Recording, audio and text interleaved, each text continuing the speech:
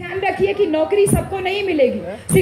शिक्षित होने का ये अर्थ नहीं है कि सब नौकरी के पीछे भागे। नौकरी नहीं मिलेगी या मिलेगी कोई तय नहीं है। शिक्षित होने का अर्थ है जो अपने दुश्मन को पहचानता है वही सही मायने में शिक्षित है। और हमारा दुश्मन मुसलमान बिल्कुल भी नहीं है। ये एक बात ध्यान रखिएगा। महात्मा ज्योतिबा राव फूले का जो सबसे बड़ा फोटो आपके बीच में लगा है, यही ज्योतिबा फूले ने जब हम लोगों की शिक्षा के लिए पहली बार स्कूल खोला तो उस्मान शेख नाम के मुसलमान भाई ने ही ज्योतिबा फूले को जमीन उपलब्ध कराई थी।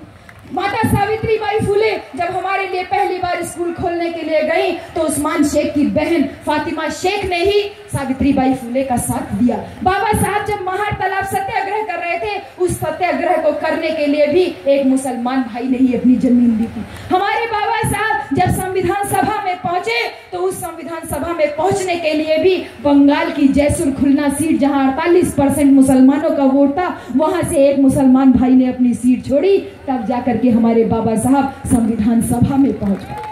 तो आप सारे लोगों के लिए यही संदेश है कि मान्यवर कांशीराम साहब के उस मिशन को हमें आगे बढ़ाना है। इस बात को बिल्कुल भी हमें जो है ध्यान रखना है कि ना तो मुसलमान हमारा दुश्मन है, ना तो पिछड़े समाज का हमारा दुश्मन है। जो इन लोगों ने हमें जातियों में बांट दिया है कि कोई बैरवा बोलता है मेघवाल से मैं तुझसे ऊंचा, मेघवाल से चमार बोलता है मैं तुझसे ऊंचा, चमार से पासी बोलेगा मैं तुझसे ऊंचा, पासी से खटिक बोलेगा मैं तुझसे ऊंचा। इस ऊंच नीच असमानता को हमको मिटाना है। साहब कांशीराम का जो नारा था उस नारे को हमने थोड़ा सा बदला है। उस नारे को राजस्थान में भी पॉपुलर करना है कि बहुजन समाज के 3 कप्तान, दलित, पिछड़ा और मुसलमान, अपनी ताकत को पहचानिए। बहुजन समाज 85% है। हम क्यों इनके तलवे चाटने में लगे रहते हैं, इनकी चमचागिरी करने में हम क्यों लगे रहते हैं। इस पूना पैठ जिसकी मैं बात कर रही थी, इसने हमारे समाज में केवल चमचों की फौज खड़ी की हुई है। जो दूसरी पार्टियों में जाके हमारे नेता बैठे हुए हैं,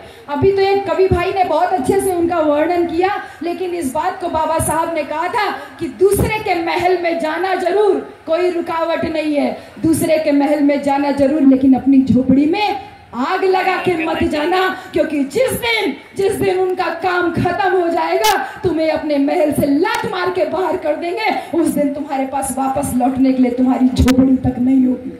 इसलिए राजस्थान की धरती तो बहुत क्रांतिकारियों की जमीन रही है, शूरवीरों की जमीन रही है। इस शूरवीरता पे मान्यवर कांशीराम साहब के मिशन को हमें स्थापित करना है, आगे बढ़ाना है। इन्हीं सारी बातों के साथ में भैया आप सारे लोगों को एक अनुरोध और करूंगी कि 3 चीजें इनको अगर हम बंद कर दें तो हमारा सारा आंदोलन फिर से शुरू हो जाए। नोट, वोट और सम्मान। नोट, इन्हें पैसा नहीं देना है। आप जो इधर उधर जाके 10-10, 20-20 रुपए चढ़ाते हैं, नोट नहीं देना है, इनको वोट नहीं देना है और इनको सम्मान नहीं